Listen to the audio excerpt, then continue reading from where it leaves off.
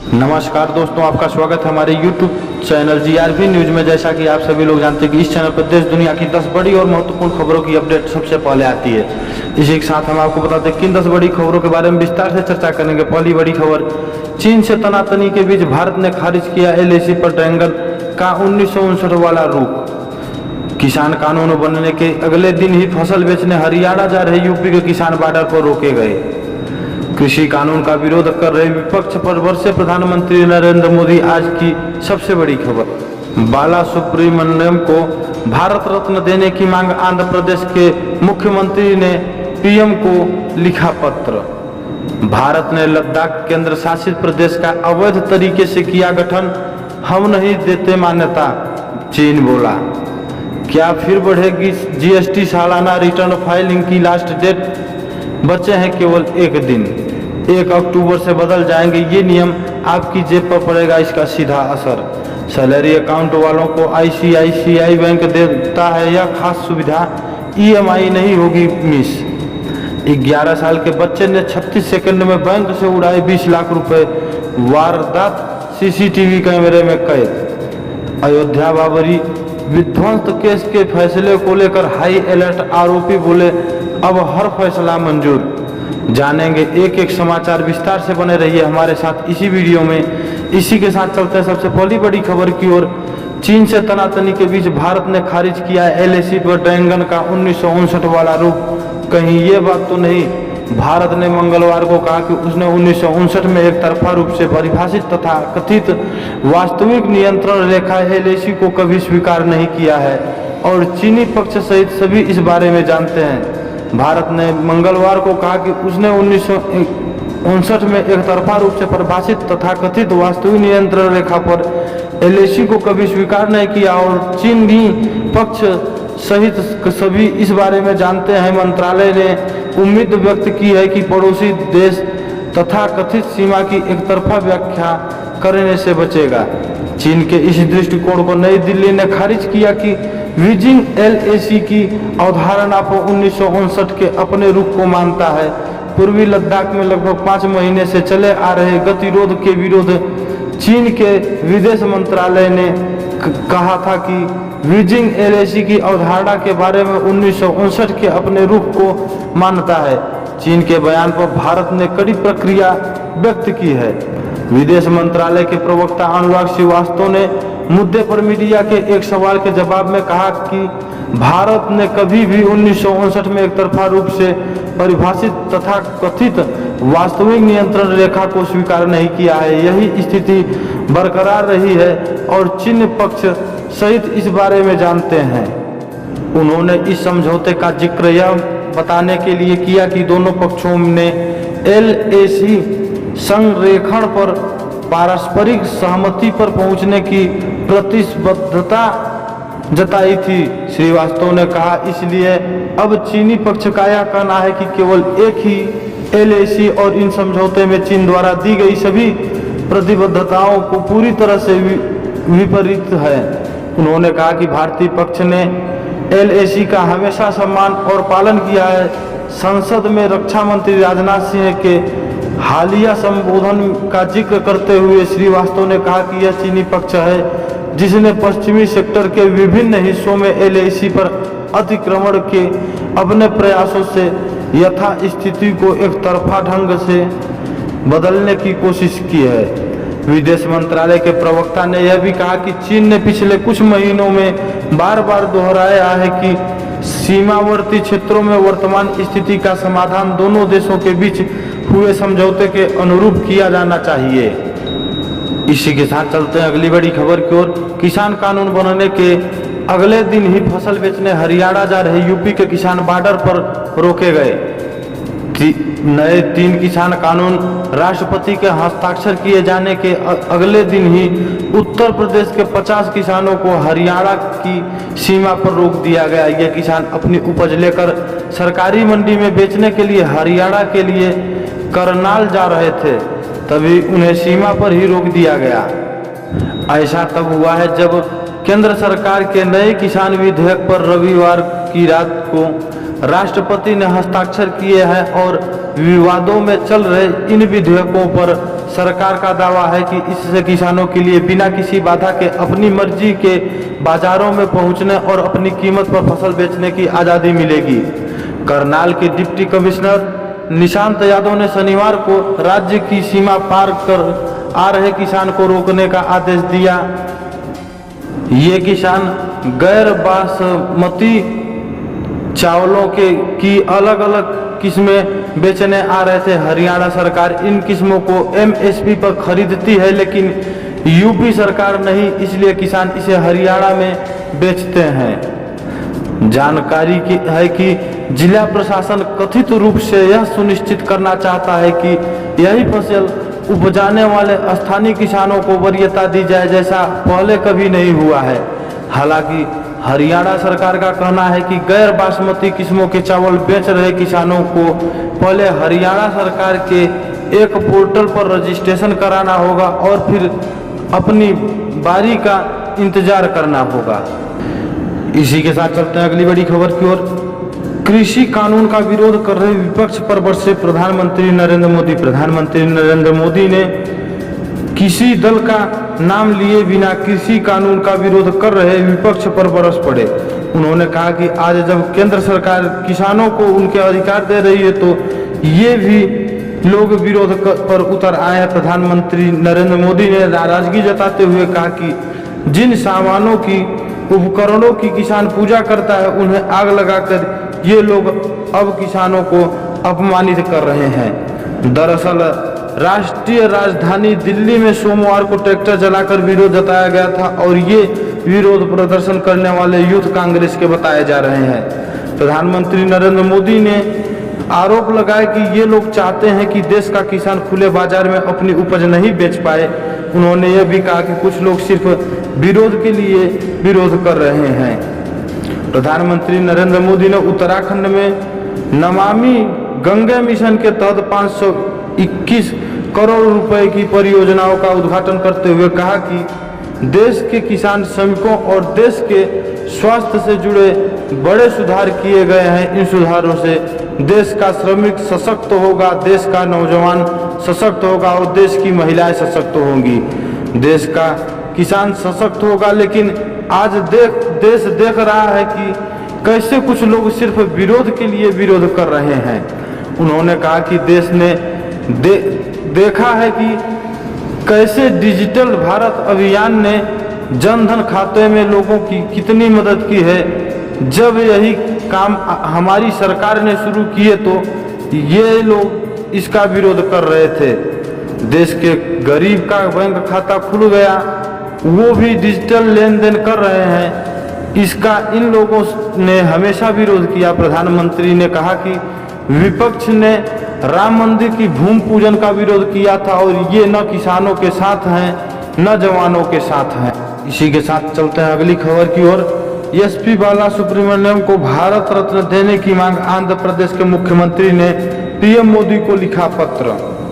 आंध्र प्रदेश के मुख्यमंत्री YS जगन मोहन रेड्डी ने सोमवार को प्रधानमंत्री नरेंद्र मोदी को एक पत्र लिखा। इस पत्र के जरिए दिवंगत गायक और संगीतकार SP बाला सुब्रमण्यम को भारत का सर्वोच्च सम्मान भारत रत्न देने की मांग की गई है।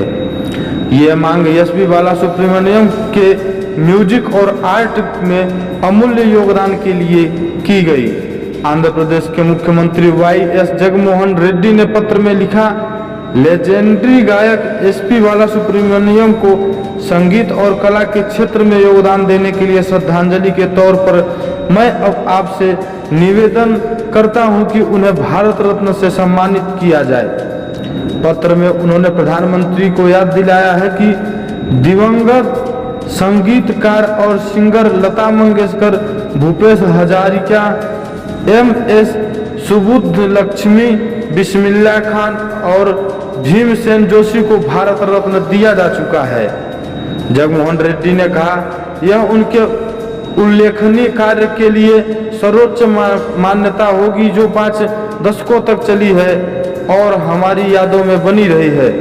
अपनी मांग को उचित बताते हुए उन्होंने पत्र में बाला सुब्रमण्यम के कला में योगदान के बारे में बताया। उन्होंने कई भाषाओं में 40,000 से ज़्यादा गाना गाए हैं। उन्होंने लिखा, एसपीबी ने प्लेबैक सिंगिंग और उनके काम के लिए 6 राष्ट्रीय अवार्ड जीते हैं। तेलुगु सिनेमा में काम करने के लिए 25 एपी राज्य नंदी अवार्ड से सम्मानित किया गया है। इसके अलावा कर्नाटक और तेलुगु में राज्य अवार्ड से सम्मानित किया गया। साल 2001 में बाला सुब्रमण्यम को पद्मश्री और साल 2011 में पद्म भूषण से सम्मानित किया गया। उन्होंने लिखा, हमारे राज्य आंध्र प्रदेश का नेल्लोर उनका जन्म स्थान है। उनका असमय जाना उनके फैन और सेलिब्रिटी के साथ साथ अंतर्राष्ट्रीय म्यूजिक संगठन भी आहत है। रविवार को आंध्र प्रदेश के पूर्व मुख्यमंत्री और तेलुगु देशम पार्टी के अध्यक्ष एन चंद्रबाबू नायडू ने उनके लिए राज्य सरकार से सर्वोच्च सम्मान की बात कही। इसी के साथ चलते हैं अगली बड़ी खबर की ओर। भारत ने लद्दाख केंद्र शासित प्रदेश का अवैध तरीके से किया गठन, हम नहीं देते मान्यता। चीन के विदेश मंत्रालय ने कहा कि भारत ने लद्दाख केंद्र शासित प्रदेश का गठन अवैध तरीके से किया है। उन्होंने कहा कि भारत सैन्य उद्देश्य की पूर्ति के लिए आधारभूत ढांचे का निर्माण कर रहा है। भारत के साथ बातचीत की आड़ में वास्तविक नियंत्रण रेखा पर हजारों की तादाद में सैनिक और मिसाइलों की तैनात करने वाले चीन ने कहा कि वह लद्दाख को केंद्र शासित प्रदेश बनाए जाने को मान्यता नहीं देता है। चीन के विदेश मंत्रालय के वांग वेनविंग ने कहा कि भारत ने लद्दाख की स्थापना अवैध तरीके से की है। चीन प्रवक्ता ने यह भी कहा कि हम विवाद इलाके में भारत के सौम्य उद्देश्यों की पूर्ति के लिए आधारभूत ढांचे के निर्माण का भी विरोध करते हैं। चीन विदेश मंत्रालय के प्रवक्ता ने कहा कि हाल ही में दोनों देशों के बीच हुई सहमति के मुताबिक दोनों में से कोई भी पक्ष सीमा क्षेत्र में ऐसा कोई कदम नहीं उठाएंगे जिससे स्थिति बिगड़ जाए। इसलिए दोनों देशों के बीच माहौल को सुधारने के लिए किए जा रहे प्रयासों को प्रभावित नहीं किया जाना चाहिए। बता दें कि भारत ने पिछले 31 अक्टूबर को केंद्र शासित प्रदेश का दर्जा दिया था। इसके बाद से चीन भड़का हुआ है और माना जा रहा है कि इसी का बदला लेने के लिए उसने पूर्वी लद्दाख में भारतीय इलाकों पर कब्जा करने की कोशिश की है। इसी के साथ चलते हैं अगली बड़ी खबर की ओर। क्या फिर बढ़ेगी जीएसटी सालाना रिटर्न फाइलिंग की लास्ट डेट? बचे हैं केवल एक दिन। सरकार ने कारोबारियों को बड़ी राहत देते हुए वित्तीय वर्ष 2018-19 के लिए सालाना जीएसटी रिटर्न भरने की तारीख को आगे बढ़ाकर 30 सितंबर 2020 कर दिया था। एक बार फिर से इस तारीख को बढ़ाए जाने के लिए मांग की जा रही है। चार्टर्ड अकाउंटेंट इस तारीख को 31 दिसंबर 2020 तक बढ़ाने की मांग कर रहे हैं। वित्तीय वर्ष 2018-19 के जरिए सालाना जीएसटी रिटर्न भरने की समय सीमा 30 सितंबर है।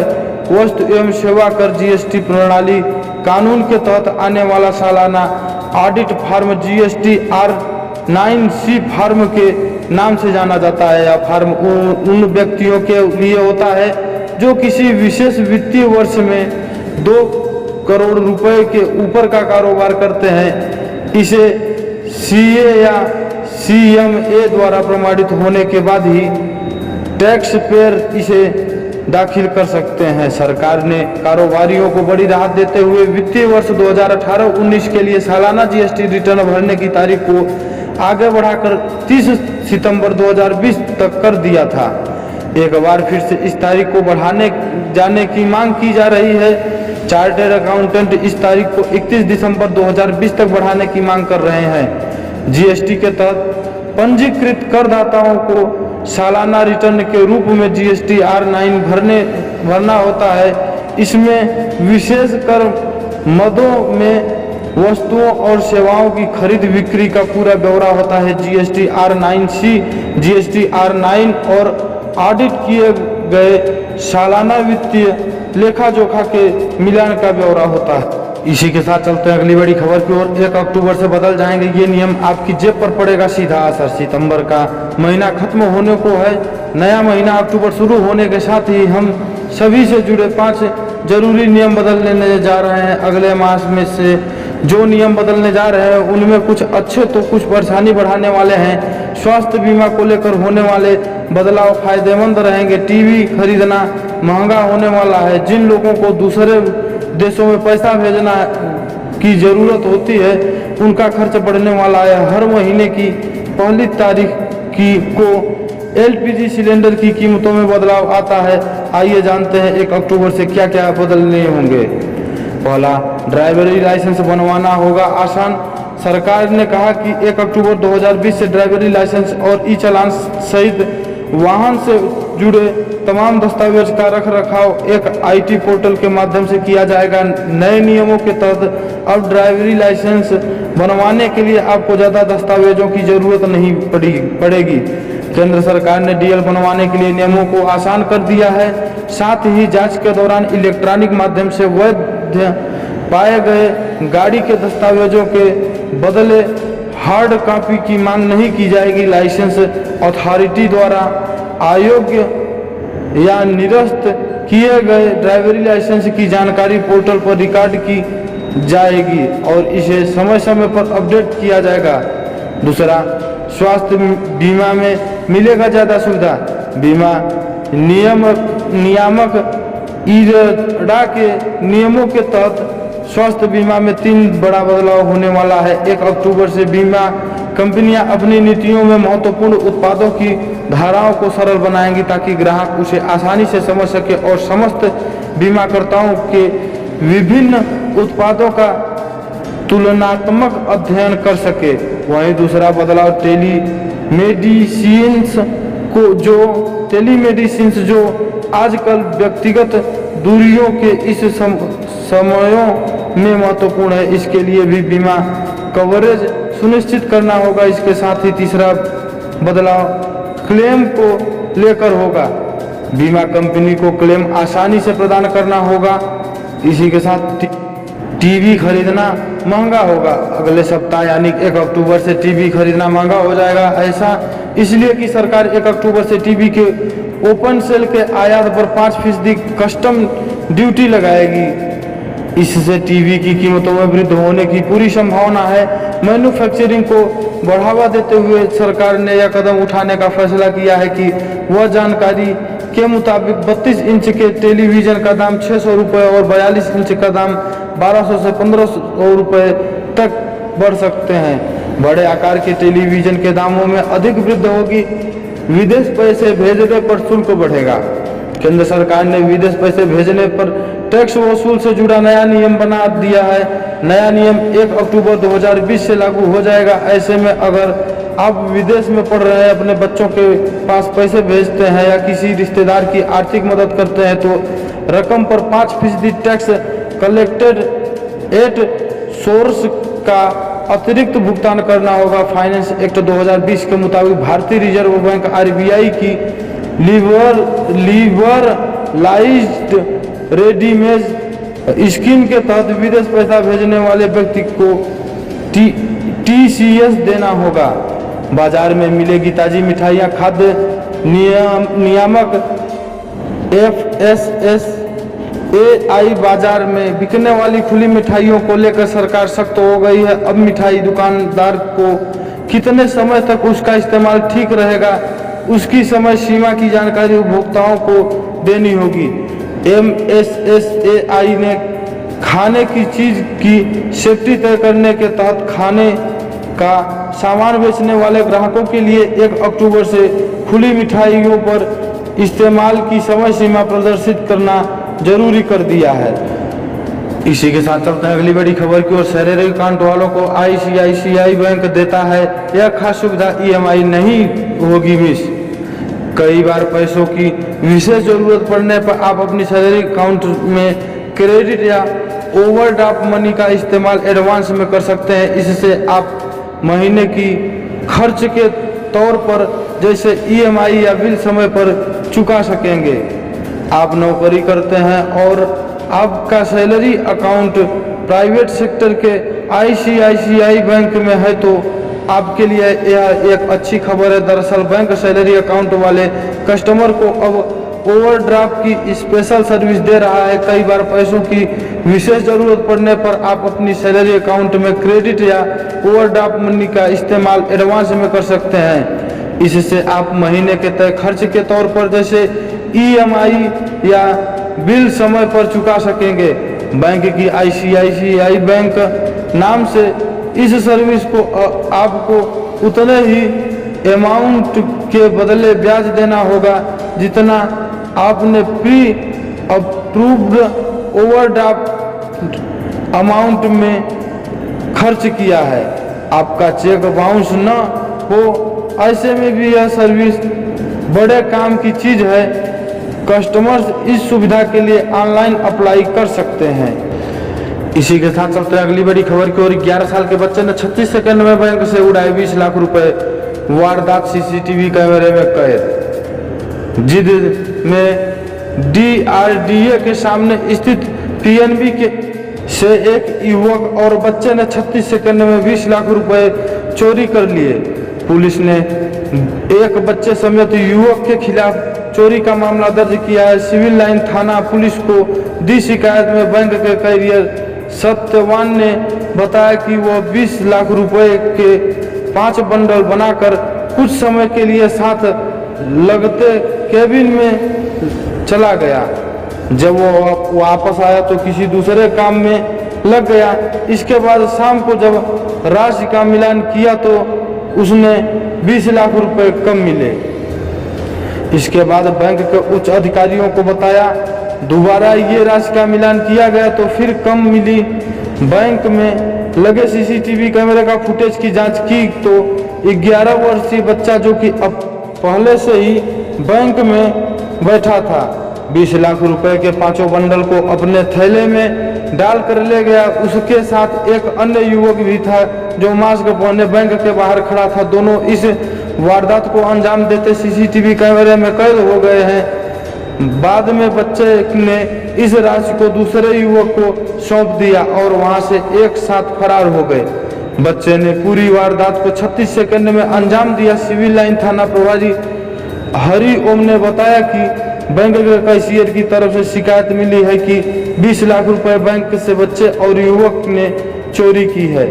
इस मामले में बैंक में लगे CCTV कैमरे की जांच की गई तो CCTV फुटेज में एक बच्चा और उसके साथ एक युवक चोरी की वारदात को अंजाम देते दिखाई दे रहे हैं। पुलिस ने मामले की जांच शुरू कर दी है। इसी के साथ चलते हैं अगली बड़ी खबर की ओर। अयोध्या बाबरी विध्वंस केस के फैसले को लेकर हाई अलर्ट। आरोपी बोले अब हर फैसला मंजूर। बाबरी विध्वंस केस में बुधवार यानी 30 सितंबर को आ रहे फैसले के मद्देनजर अयोध्या और लखनऊ के सुरक्षा में कड़े इंतजाम किए जा रहे हैं। अयोध्या के DIG दीपक कुमार के मुताबिक CID और LIU की टीमों शादी वर्दी में तैनात कर दी गई है। बुधवार को और सख्ती बरती जाएगी। बाबरी विध्वंस केस में बुधवार यानी 30 सितंबर को अहम फैसला आने वाला है। CBI और विशेष अदालत 6 सितंबर 1992 को गिराए गए विवाद ढांचे को लेकर अपना फैसला सुनाएगी। मामले में पूर्व उप मुख्यमंत्री लाल कृष्ण आडवाणी, मुरली मनोहर जोशी, उमा भारती जैसे कई बड़े नेता आरोपित हैं। ऐसे हाई प्रोफाइल मामले में फैसले के मद्देनजर अयोध्या और लखनऊ में सुरक्षा के कड़े इंतजाम किए जा रहे हैं। अयोध्या में हाई अलर्ट जारी कर दिया गया है। DIG दीपक कुमार के मुताबिक CID और LIU की टीमें शादी वर्दी में तैनात कर दी गई है।